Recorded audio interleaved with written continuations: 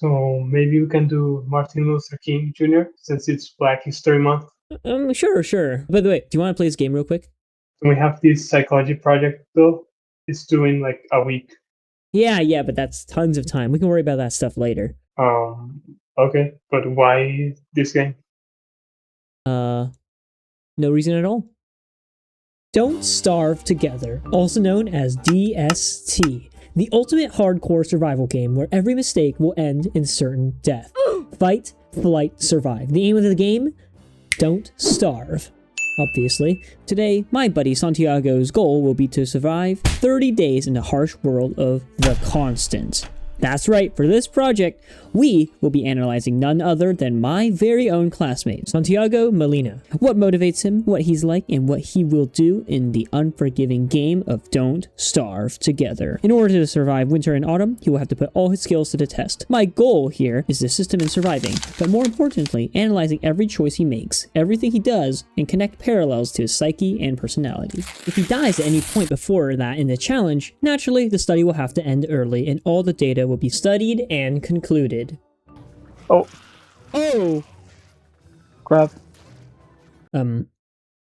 Starting now. By the way, to up the stakes and try to give him even more pressure to survive, if Santiago succeeds in the challenge, then he can make me do anything that's appropriate for the camera. But if he dies, then I'm gonna make him do something instead.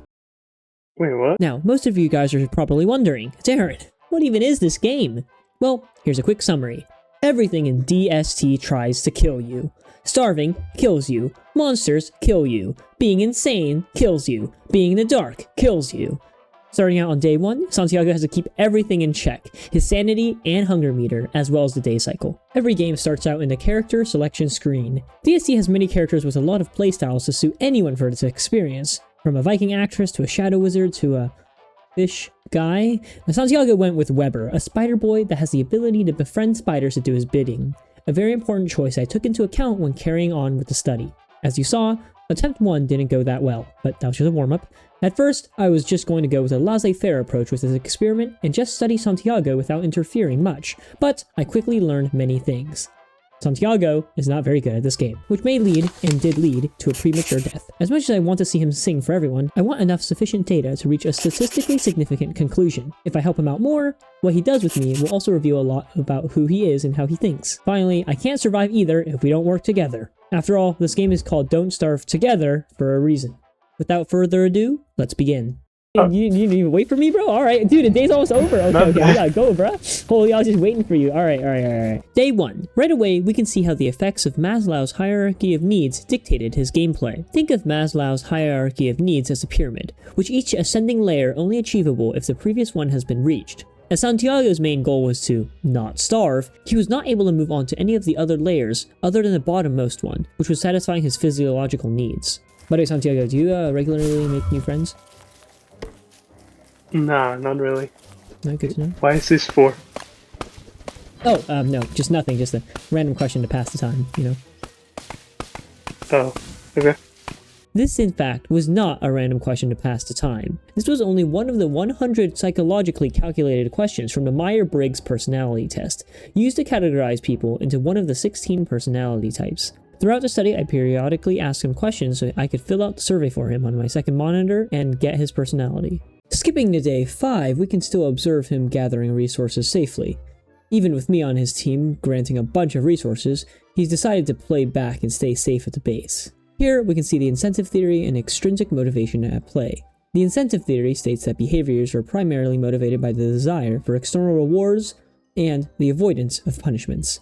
Extrinsic motivation is pretty much the same, stemming from external factors like punishments and rewards. Because he didn't want to take the L on this challenge, it showed through his very passive gameplay. Me personally, I couldn't care less if I won or not. So while he's on full HP, I'm over here with less than 25% of my health. Oh, you're running away. Oh, yeah. Oof, careful, that's gonna attack me too. Oh my god. Day 9. Santiago makes a chest. Now, this might seem like a small thing, but this actually is evidence that he moved up to Maslow's hierarchy of needs. Because for the moment he was satisfied with food and shelter, he can move on and work on safety and security, like the chest, to bring order to the massive pile of trash all around the base. Thanks, Maslow, for explaining the actions of my classmate. Very helpful. 10 out of 10 would recommend. Day 11, and we're back to struggling with food problems, so we decide to go to the swamp and get some spider meat. He takes his first bit of actual damage and quickly gets flashbacks to the last run and gets out of there. What is this?